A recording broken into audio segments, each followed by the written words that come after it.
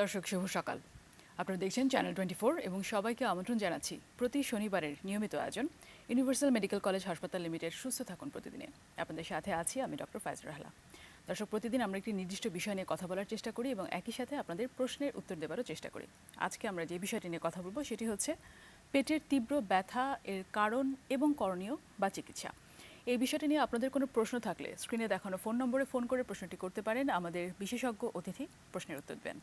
তাহলে চলুন আমাদের আজকের অতিথির সাথে পরিচিত হওয়া যাক। অতিথি হিসেবে আজকে আমাদের সাথে আছেন অধ্যাপক ডক্টর ফিরোজ কাদের, সার্জারি বিশেষজ্ঞ, পপুলার মেডিকেল কলেজ ও হাসপাতাল, এবং আরও আমাদের সাথে আছেন ডক্টর সামিয়া মুবিন, সহযোগী অধ্যাপক, সার্জারি বিভাগ, বিএসএমএমইউ।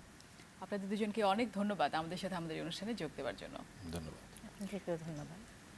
শুরুতেই আমরা আসলে আজকে যে বিষয়টি রেখেছি যে পেটের তীব্র ব্যথা কারণ করণীয়। অনেকেই দেখা যায় হঠাৎ করে অথবা কারোর হয়তো দীর্ঘদিন ধরে একটা পেটের তীব্র ব্যথা থাকতেও পারে, খুব বেশি গুরুত্ব সহকারে অনেকেই নেন না।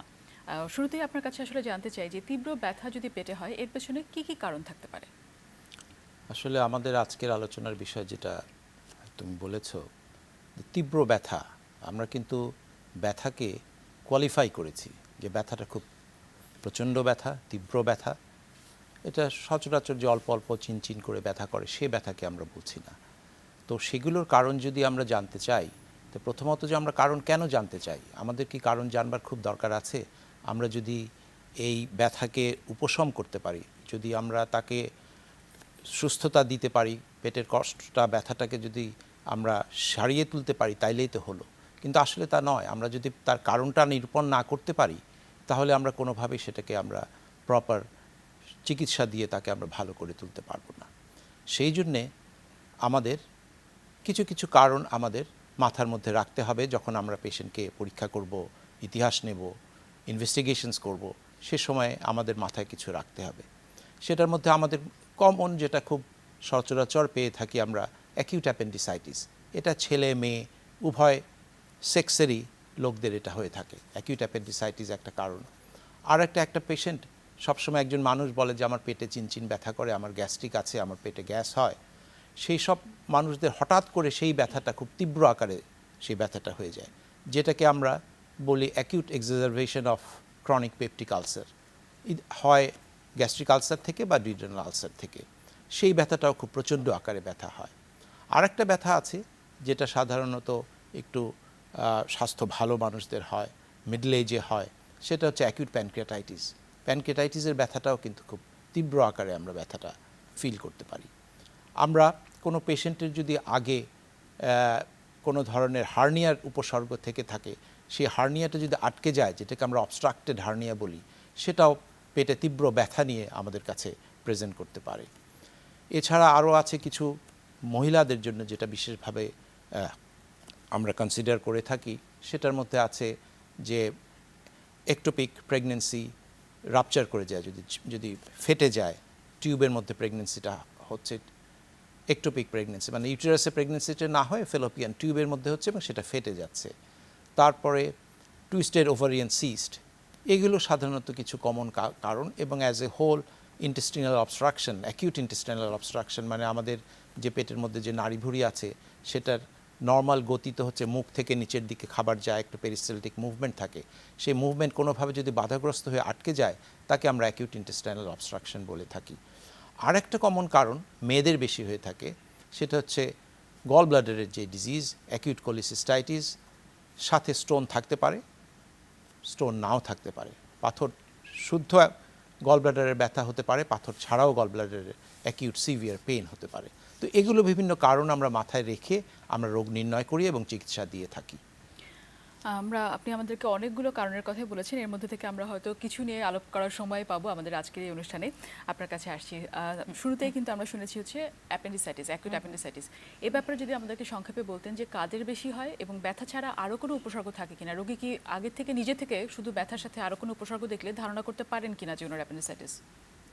অ্যাপেন্ডিসাইটিস সম্পর্কে কম বেশি সবাই কিন্তু আমরা জানি। আমরা পেটে ব্যথা হলে অনেকেই সন্দেহ করেন যে অ্যাপেন্ডিসাইটিস হচ্ছে। অনেক সময় রুগী ফোন করে বলে, রুগীর আত্মীয় স্বজন ফোন করে বলেন যে মনে হয় আমার মেয়ের অ্যাপেন্ডিসাইটিস হয়েছে, কি করব। তো অ্যাপেন্ডিসাইটিস বলতে যত সহজ, অনেক কমন সমস্যা, কিন্তু এটা রোগ নির্ণয় করাটা কিন্তু এত স্ট্রেইট কাট না যে পেটে অমুক জায়গায় এইভাবে ব্যথা হলো তাতেই অ্যাপেন্ডিসাইটিস, এটা বলা খুব কঠিন। আমরা আসলে বলি abdomen is a magic box. Abdomen মানে আমাদের পেট, যেটা আমরা বলি ডায়াফ্রামের বুকের খাঁচা নিচ থেকে পেলভিস পর্যন্ত পুরো অংশটা। স্যার যেরকম আলাপ করেছেন অনেকগুলো রোগের কারণে পেটে ব্যথা হতে পারে। তো এবং রোগগুলোর যে মানে উপস্থাপনাটাও অনেক রকম ভিন্ন ভিন্নভাবে হতে পারে। অ্যাপেন্ডিসাইটিস সাধারণত সব বয়সেই হতে পারে, তবে ইয়াং এইজে এটা বেশি হয়। তবে খুব শিশু বয়সে এবং বৃদ্ধ বয়সে অ্যাপেন্ডিসাইটিস হওয়াটা একটু বিপজ্জনক, অনেক সময় অনেক ডেঞ্জারাস হয়ে যায়। কিন্তু এর অন্য বয়সে মিডল এজ যেই বয়স মানে যেটা কি বলবো, কৈশোর বা আর্লি ইয়াংহুডে যেই যখন অ্যাপেন্ডিসাইটিস হয় সেটা কমপ্লিকেশন সাধারণত কম হয়। তো অ্যাপেন্ডিসাইটিস যদি আমরা বলতে চাই বইয়ে কিভাবে লেখা থাকে কিভাবে অ্যাপেন্ডিসাইটিস প্রেজেন্ট করে, যেটাকে আমরা বলি হচ্ছে টেক্সট বুক প্রেজেন্টেশন, সেই ক্ষেত্রে প্রথমে পেশেন্টের একটা পেটে ব্যথা হবে। পেটের ব্যথাটা নাভির কাছে থেকে শুরু হয় এবং এটা কিছুক্ষণ পরে চলে যায় না ডান দিকে নিচে চলে যায়, আমরা বলি এটা শিফট করে চলে যায়। এবং সেই সঙ্গে রোগীর কী থাকবে, একটা বমি বমি ভাব থাকবে, কোনো সময় বমিও হতে পারে, বমির ভাবটাও থাকতে পারে। এটাই হচ্ছে সচরাচর প্রেজেন্টেশন। তারপর রোগী যখন আমাদের কাছে আসেন আমরা রোগীর পেটে হাত দিয়ে কিছু পরীক্ষা করে দেখার চেষ্টা করি, শারীরিক পরীক্ষা যেটা, যে আমরা এগুলোকে সাইন্স বলি, যে এই সাইনগুলো রোগীর মধ্যে আছে কিনা। এই সাইনগুলো দেখে আমরা বোঝার চেষ্টা করি এটা অ্যাপেন্ডিসাইটিস কিনা। তবে যেটা হয়, যেটা বললাম যে সব সময় কিন্তু সব উপসর্গ একইভাবে উপস্থাপন করে না। কোনো কোনো সময় দেখা যায় ব্যথাটা একটু ভিন্ন হয়, সঙ্গে বমির ভাবটা একটু ভিন্ন হয়, বা ব্যথাটা হয়তো যে জায়গায় থাকার কথা টিপিক্যাল অ্যাপেন্ডিক্সে সেই জায়গায় না হয় অন্য কোনো জায়গায় হচ্ছে। কারণ অ্যাপেন্ডিক্সের পজিশনে পেটের ভিতরে অনেক সময় নির্দিষ্ট জায়গায় থাকে না, অনেক জায়গায় মানে অনেক বিভিন্ন রকমের পজিশন থাকতে পারে। এই কারণে দেখা যায় যে অ্যাপেন্ডিসাইটিসের ব্যথাটা টিপিক্যালি হয় না। তো আমাদের কাছে যখন রোগীরা আসেন প্রথমত আমরা একটা ক্লিনিক্যাল ডায়াগনোসিস মানে মাথায় একটা ওয়ার্কিং ডায়াগনোসিস ধরে রাখি যে মনে হয় রোগীর অ্যাপেন্ডিসাইটিস। এছাড়াও কিন্তু আমরা আরও কিছু চিন্তা করি যে এর সঙ্গে রোগীর একটা ইউরিন ইনফেকশনের সমস্যা থাকতে পারে, এর সঙ্গে রোগীর হয়তো ইউরেটার একটা স্টোন থাকতে পারে, অথবা এটা হয়তো বা অ্যাপেন্ডিসাইটিস না হয়ে মাসিকের ব্যথাও ঠিক হতে পারে। এখান থেকে আপনার কাছে আরো শুনবো, তবে একজন দর্শক আছেন তার প্রশ্নটি নিয়ে নিব। দর্শক আপনার নাম বলবেন, প্রশ্নটি জানাবেন। আসসালামু আলাইকুম। ওয়ালাইকুম আসসালাম। আমি যশোর চিটাগাং থেকে বলছিলাম। জি, আমার খালি পেট হলে আমার পিঠের ডান পাশে ব্যথা, কখনো কখনো বুকের নিচে পড়া এর নিচেও ব্যথা হয়। এটা তীব্র থেকে আস্তে আস্তে তীব্রতর হয়। আমি ডাক্তারের শরণাপন্ন হয়েছি, তারা বলছে গ্যাসের ব্যথা। তো এটা মাঝে মাঝে অসহনীয় যন্ত্রণা হয়। আমি তাদের কাছে কি উপস্থিত রাখতে চাচ্ছিলাম যে এটা উপসর্গের কারণ মানে উপশম কিভাবে হতে পারে। আপনার কোনো প্রশ্ন আছে কিনা ওনার কাছে? আর আপনার ব্যথাটা কি অনেক দিন ধরে আছে না অল্প দিন হলো এই ব্যথাটা আপনার শুরু হয়েছে? এটা তার ৪-৫ বছর যাবতীয় এটা নতুন শুরু হয়েছে। তাহলে আপনার কাছ থেকে যতটুকুন শুনতে পেলাম, আপনার ইতিহাস থেকে বুঝতে পারলাম, আরও আমরা রোগটা নির্ণয় করতে পারতাম যদি আপনাকে পরীক্ষা করতে পারতাম, শারীরিক পরীক্ষা করতে পারতাম। কিন্তু আপনার কথা থেকে যেটা বুঝতে পারছি, আপনার মনে হয় যে আপনার পেপটিক আলসার ডিজিজ আছে, যেটাকে আমরা ডিউডেনাল আলসার বা গ্যাস্ট্রিক আলসার বলি। আপনার খাওয়া দাওয়ার কিছুটা অনিয়ম, কিছুটা মশলাযুক্ত খাবার, কিছুটা খাবার নিয়মতান্ত্রিকভাবে না খেয়ে ধরেন একটু সময় ইন বিটুইন খাবার আপনি খাচ্ছেন না, মাঝখানে গ্যাপ বেশি পড়ছে, এরকম হওয়ার জন্য হয়তো আপনার সেই পেপটিক আলসারটাকে একটু বৃদ্ধি পেয়েছে, যার জন্য আপনার এরকম তীব্র ব্যথা মাঝে মাঝে হচ্ছে। যার জন্য আমি আপনাকে পরামর্শ দেব যে আপনি একজন ডাক্তারের শরণাপন্ন হন এবং না হওয়া পর্যন্ত আপনি যেই আমরা পেপটিক আলসারে যে চিকিৎসা দিয়ে থাকি, মেডিকেল ট্রিটমেন্ট দিয়ে থাকি, আপনি কোনো ওমেপ্রাজল বা কোনো একটা প্যান্টোপ্রাজল ট্যাবলেট এগুলো খেতে পারেন এবং আপনি ঝাল মশলা এগুলো যুক্ত খাবার পরিহার করবেন এবং সময় সুযোগ মতো যত তাড়াতাড়ি পারেন একজন ডাক্তারের শরণাপন্ন হয়ে যদি কিছু পরীক্ষা নিরীক্ষা করতে হয় সেগুলো করে আপনি এই চিকিৎসা নেবেন। আমরা আবার আমাদের আগের আলোচনায় ফেরত আসি, যেখানে আপনি বলছিলেন আমাদেরকে যে অ্যাপেন্ডিসাইটিসের ডায়াগনোসিস এবং তারপরে আসলে চিকিৎসাটা আমরা কিভাবে দেবো, এখানে আমরা আছি। তো অ্যাপেন্ডিসাইটিস যখন আমরা মাথায় রাখি যেটা অ্যাপেন্ডিসাইটিসের পেশেন্ট, তখন আমরা কিছু টেস্ট করতে দিই বা ইনভেস্টিগেশন করতে দিই। এই ইনভেস্টিগেশন আমরা কিছু ব্লাড টেস্ট করতে দিই। ব্লাড টেস্টে আমরা দেখি যে এখানে কোনো ইনফেকশন আছে কিনা। তারপরে আমরা কিছু অনেক সময় একটা পেটের এক্সরে করতে দিই। এক্সরে করার উদ্দেশ্য হচ্ছে যে এখানে কোনো স্টোন আছে কিনা সেটাকে আগে থেকেই আলাদা এক্সক্লুড করে ফেলা, কারণ আমি বলেছি যে অ্যাপেন্ডিসাইটিসের সাথে স্টোনের ব্যথাও একই রকম হতে পারে। আমরা অনেক সময় আলট্রাসোনোগ্রামও করতে দিই। আলট্রাসোনোগ্রাম করতে দেওয়ার উদ্দেশ্য হচ্ছে যে ওখানে অন্য কোনো ওভারিতে মেয়ে তাহলে ওর ওভারিতে কোনো সমস্যা আছে কিনা বা অন্য কোনো সমস্যা আছে কিনা সেগুলো এক্সক্লুড করা। এটা এই না যে আমরা আলট্রাসোনোগ্রাম করেই দেখে ফেলবো যে এটা অ্যাপেন্ডিক্সের ব্যথা। তো যদিও অনেক সময় হাই রেজলিউশন আলট্রাসোনোগ্রামে বলতে পারে, একটা ধারণা দিতে পারে যে অ্যাপেন্ডিক্স ফুলে গেছে বা আশেপাশে অনেক সময় ফ্লুইড জমে গেছে, একটা ধারণা দিতে পারে। তবে অ্যাকিউট অ্যাপেন্ডিসাইটিস হলে আমরা কিন্তু এটাকে বাসায় ট্রিটমেন্ট করি না, তাকে অবশ্যই হাসপাতালে ট্রিটমেন্ট করতে হবে। এবং যদি আমাদের অ্যাকিউট অ্যাপেন্ডিসাইটিস ডায়াগনোসিস আমরা ধারণা করি, কনফার্ম করি মোটামুটি, তখন আমরা অ্যাপেন্ডিসেক্টমি বা অপারেশনের মাধ্যমে অ্যাপেন্ডিক্সটাকে রিমুভ করে ফেলি। তো সেইটা আমরা অনেক সময় কেটেও করতে পারি অথবা ল্যাপারোস্কোপির মাধ্যমেও করতে পারি, এবং দুইভাবেই অপারেশনটা সাকসেসফুলি করা যায়। তবে যেটা অনেকের ধারণা যে অ্যাপেন্ডিসাইটিস অপারেশনটা খুব সহজেই করে ফেলা যায়, হ্যাঁ বেশিরভাগ ক্ষেত্রে অপারেশনটা অনেক সহজ, কিন্তু যে কোনো অপারেশনের একটা জটিলতা থাকে। এই যে আমরা আগেই বলেছি যে অ্যাপেন্ডিক্সের পজিশন সবসময় একই জায়গায় নাও থাকতে পারে। অনেক সময় দেখা যায় যে আমরা অ্যাবডোমেনের ভিতরে ঢুকে আর অ্যাপেন্ডিক্সে ওই জায়গায় খুঁজে পাচ্ছি না, তো অ্যাপেন্ডিক্স খুঁজতেও তখন দেখা যায় যে অনেক সময় লেগে যায়।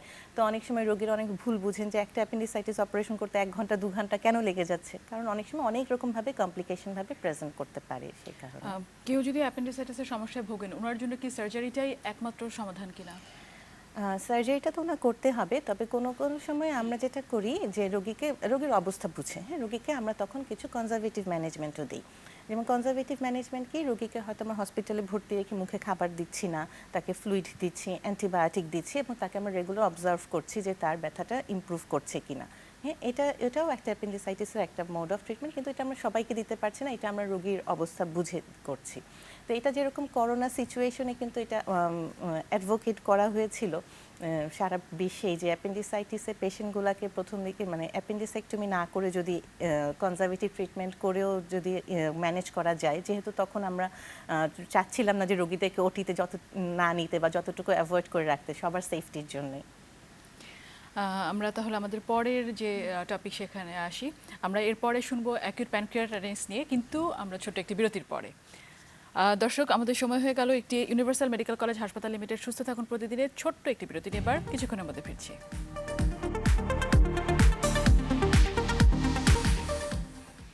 ফিরে এলাম বিরতির পরে। আরও একবার সবাইকে আমন্ত্রণ জানাচ্ছি ইউনিভার্সাল মেডিকেল কলেজ হাসপাতাল লিমিটেড সুস্থ থাকুন প্রতিদিনে।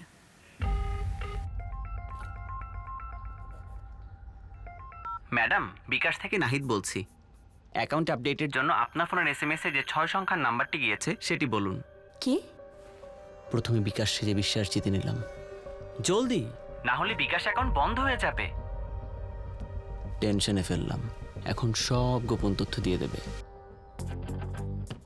এসব ফ্রডগিরি আমার সাথে চলবে না, যত সব। ধুর, ধরা খাইলাম। বিকাশ অ্যাকাউন্টের পিন ও এসএমএস এ আসা 6 সংখ্যার নাম্বার আপনার গোপন তথ্য কাউকে দেবেন না। কেউ চাইলেই বুঝবেন প্রতারক। এমন কল পেলেই কেটে দিন। দর্শক, আজকে আমরা কথা বলছি পেটের তীব্র ব্যথার কারণ এবং করণীয় নিয়ে। বিরতিতে যাবার আগে আপনি আমাদেরকে কিছু কারণ বলছিলেন। আমরা অ্যাপেন্ডিসাইটিস নিয়ে শুনলাম, আপনি বলছিলেন অ্যাকিউট প্যানক্রিয়াটাইটিস এটাও পেটের তীব্র ব্যথার একটি কারণ। যদি এই ব্যথার আসলে কি ধরনের ক্যারেক্টার এবং রোগী কিভাবে আসবেন, উনি ওই মুহূর্তে কি করবেন, এই ব্যাপারগুলো যদি বলতেন। অ্যাকিউট প্যানক্রিয়াটাইটিস এমন একটা ব্যথা উপসর্গ হয় যেটা সত্যি মানুষকে খুবই কষ্ট দেয়। সেটা সাধারণত হয় আমাদের মিডল এজেড বা এল্ডারলি মানুষদের সাধারণত হয়ে থাকে, 40-50 এরকম বয়সের লোকদের, এবং তাদের একটু ওবেজ থাকে, একটু স্বাস্থ্য একটু ভালো থাকে, সাধারণত একটু মোটা ধাঁচের লোকদেরই বেশি হয়ে থাকে। তার মানে যে অন্যান্য ধরনের লোকরা যে একদম ইমিউন তা কিন্তু না। তারপরে হচ্ছে যে ইনাদের সাধারণত অনেক সময় দেখা গেছে যে বিলিয়ারি ট্রি মানে গলব্লাডার, বাইল ডাক্ট এসবের ডিজিজ থাকলে প্যানক্রিয়াটাইটিসটা বেশি হয়। আর আরেকটার প্রবণতা আছে যেটা হচ্ছে আমাদের দেশে খুব একটা এ ধরনের নাই, যারা অ্যালকোহল খায় তাদের কিন্তু এই অ্যাকিউট প্যানক্রিয়াটাইটিস রোগটা বেশি হয়ে থাকে। এটা আমাদের দেশে যেহেতু কালচারে খুব একটা যায় না, আমরা এই ধরনের রোগী পাই না, তা না, খুব বেশি পাই না। তো এই ধরনের পেশেন্টের এরকম যদি হিস্ট্রি থাকে এবং পেটের উপর পেটের দিকে যদি ব্যথা হয়, তাইলে আমাদের মনের মধ্যে অ্যাকিউট প্যানক্রিয়াটাইটিসের ব্যথার কথা আমাদের চিন্তা করতে হবে। অ্যাকিউট প্যানক্রিয়াটাইটিসের ব্যথাটা খুব টিপিক্যাল, একদম প্রেজেন্টেশনটা একদম পাঠ্য বইয়ের মতোই প্রেজেন্টেশনটা হয়। তার ব্যথাটা হয় পেটের মাঝখানে একটু উপরের দিকে, একটু ডানে বামে থাকতে পারে সেই ব্যথাটা বেশি ফিল করা যায় পেটের সামনের সারফেসের দিকে না, অ্যাবডোমিনাল ওয়ালের দিকে না, সাধারণত পেটের পেছন দিকে ব্যথাটা মনে হচ্ছে যায়, এবং পেশেন্টটা ছটফট করতে থাকে বিছানায়, এবং পেশেন্ট কমফোর্টেবল ফিল করে যদি সামনে একটু সেজদা দেওয়ার মতো বা রুকু দেওয়ার মতো নামাজে যেমন যেটা দেই সেইভাবে সেই পজিশনে থাকলে তারা একটু আরাম পায়। এটার কারণটা হচ্ছে প্যানক্রিয়াস আমাদের শরীরে থাকে হচ্ছে পেটের সামনের দিকে না, পেটের পেছনের দিকে, যার জন্য যখন সামনের দিকে ঝুঁকে পড়ে ব্যথাটা কিছুটা কমে আসে। তখন এটাকে আমরা মোহামেডান স্প্রেয়ার পজিশন আমরা বলে থাকি। একটা টিপিক্যাল পজিশন, এইভাবে ব্যথায় ছটফট করতে থাকে, এটা একটা প্রেজেন্টেশন। আর হতে পারে সাথে পেশেন্টের বমি থাকবে, পেশেন্টের তীব্র বমি থাকে, পেশেন্টের জন্ডিস হতে পারে, যেহেতু বাইল ডাক্ট বা গল ব্লাডারের সমস্যার সাথে জড়িত থাকতে পারে, এ ধরনের সমস্যা নিয়ে পেশেন্ট থাকে। এগুলো পেশেন্ট কিন্তু বেশ সিভিয়ার প্রেজেন্টেশনও হতে পারে। এগুলো পেশেন্ট বিভিন্ন কমপ্লিকেশন হয়ে পেশেন্টের শকে চলে যেতে পারে, পেশেন্ট একদম পালস, ব্লাড প্রেশার এগুলো একদম নাই এরকম জাতীয় কিছু হয়ে যেতে পারে, যার জন্যে অ্যাকিউট প্যানক্রিয়াটাইটিস আর এই যে আমরা বলেছিলাম পেপটিক আলসারের যেটা অ্যাকিউট এক্সাজারবেশন, পরে আমরা আলাপ করব যে ডিউডেনাল আলসার যদি ফুটা হয়ে যায় সেগুলোর ব্যথার সাথে অনেকটা সিমিলার হয়। কিন্তু এই টিপিক্যাল প্রেজেন্টেশনগুলো দেখে আর কিছু বায়োকেমিক্যাল টেস্ট, রক্তের পরীক্ষা, কিছু আলট্রাসোনোগ্রাম, এক্সরে করে আমরা ডেফিনিট হয়ে আমরা অ্যাকিউট প্যানক্রিয়াটাইটিসের ডায়াগনোসিস করতে পারবো এবং অ্যাকর্ডিংলি তার আমরা চিকিৎসা দিতে পারবো। চিকিৎসা দেওয়ার পরে ওনারা আসলে সম্পূর্ণ ভালো হন কত % রোগী, এই ব্যাপারে যদি একটু জানাতেন। অ্যাকিউট প্যানক্রিয়াটাইটিস আমি আগেই বলেছি যে তাদের কিছু প্রিসিপিটেটিং ফ্যাক্টরস থাকে। ধরেন তার গলব্লাডার ডিজিজ আছে, তার আগের থেকে একটা ক্রনিক প্যানক্রিয়াটাইটিস আছে যেটা আবার অ্যাকিউট আকারে রূপান্তরিত হয়ে এরকম তীব্র ব্যথা দিয়েছে, সেগুলো ক্ষেত্রে তার প্রথমে ব্যথাটা একদম সম্পূর্ণই ভালো হয়ে যায়, কিন্তু তারপরে যেই কারণগুলো হয়েছে সেই কারণগুলোকে চিকিৎসা করতে হবে। অনেক সময় প্যানক্রিয়াসের ডাক্টের মধ্যে পাথর থাকে, সেই পাথরগুলোকে বের করে ফেলার জন্য অপারেটিভ প্রসিজিওর করতে হবে। এগুলো করলে রোগী ভালো হয়ে যায়। কিন্তু একটা কথা যে একবার কারো যদি অ্যাকিউট প্যানক্রিয়াটাইটিস হয়ে থাকে তার বারবার সম্ভাবনা থাকে এই প্যানক্রিয়াটাইটিসটা হবার, এবং এর বিভিন্ন কমপ্লিকেশনস যেমন সিরোপ্যানক্রিয়াটিক সিস্ট, প্যানক্রিয়াটিক অ্যাবসেস, এগুলো যদি হয়ে যায় তাদের অবশ্যই সার্জিক্যাল চিকিৎসা, অপারেটিভ ট্রিটমেন্ট করতে হবে। এরপরে আমরা আসলে অ্যাকিউট কোলেসিস্টাইটিস নিয়ে আসলে একটু জানতে চাই আপনার কাছ থেকে, যদি বলতেন যে অ্যাকিউট কোলেসিস্টাইটিসটা কি, কিভাবে হচ্ছে, কোথায় হচ্ছে এবং ব্যথা ছাড়া আর কোনো উপসর্গ থাকে কিনা? অ্যাকিউট কোলেসিস্টাইটিসটা হচ্ছে গল ব্লাডার বা পিত্তথলির ইনফ্লামেশন বা ইনফেকশন। অ্যাকিউট কোলেসিস্টাইটিস মূলত বেশিরভাগ কারণেই হয় গল ব্লাডারের পাথরের জন্য। এছাড়াও পাথর ছাড়াও অন্যান্য কারণেও অ্যাকিউট কোলেসিস্টাইটিস হতে পারে, তবে সেটা আমরা কম পাই। বেশিরভাগ রোগীরই আমরা পাই হচ্ছে যে পিত্তথলিতে পাথর হওয়ার কারণে পিত্তথলিটা ফুলে যাচ্ছে, ইনফেকশন হচ্ছে, তো অ্যাকিউট কোলেসিস্টাইটিস বা ব্যথা নিয়ে প্রেজেন্ট করছে। তো পাথর হলেই কি ব্যথা হবে তা কিন্তু না। অনেক ক্ষেত্রে আমরা অনেক রোগী পাই যাদেরকে আমরা বলি অ্যাসিমটোমেটিক পেশেন্ট, অর্থাৎ এদের গলব্লাডারের ভেতরে পিত্তথলির ভেতরে পাথর আছে কিন্তু সেই পাথর কোনো সিমটমস তৈরি করছে না। এদেরকে সচরাচর আমরা তেমন কোনো চিকিৎসা দিই না।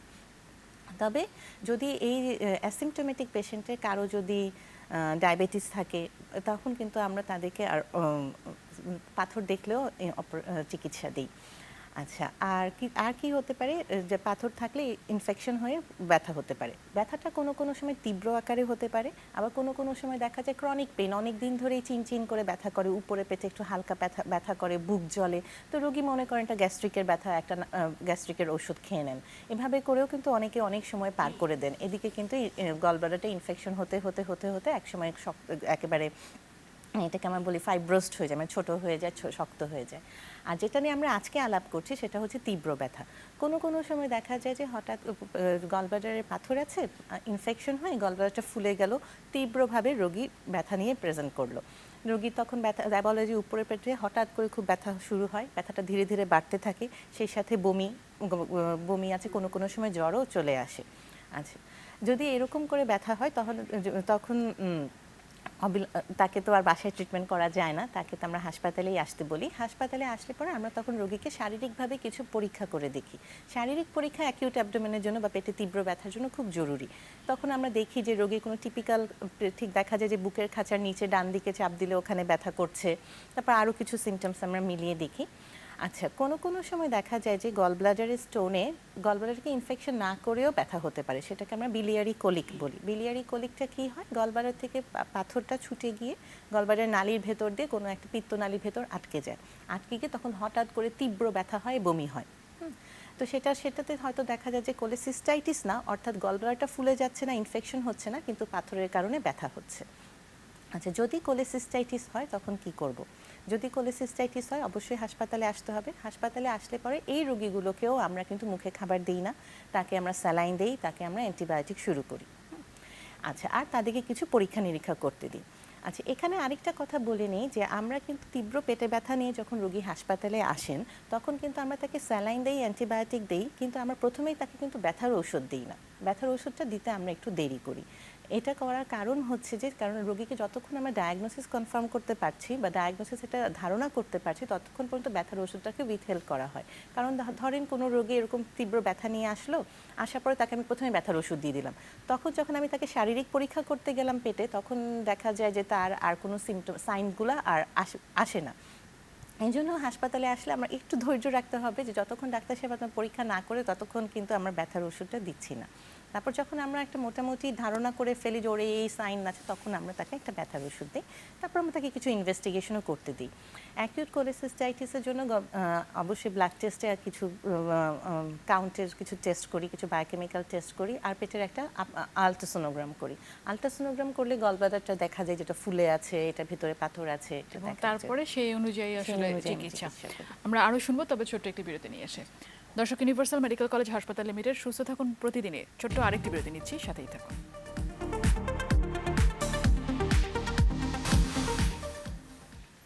ফিরে এলাম বিরতির পরে। আরও একবার সবাইকে আমন্ত্রণ জানাচ্ছি ইউনিভার্সাল মেডিকেল কলেজ হাসপাতাল লিমিটেড সুস্থ থাকুন প্রতিদিনে। দর্শক, আজকে আমরা কথা বলছি পেটের তীব্র ব্যথা, কারণ এবং করণীয় নিয়ে।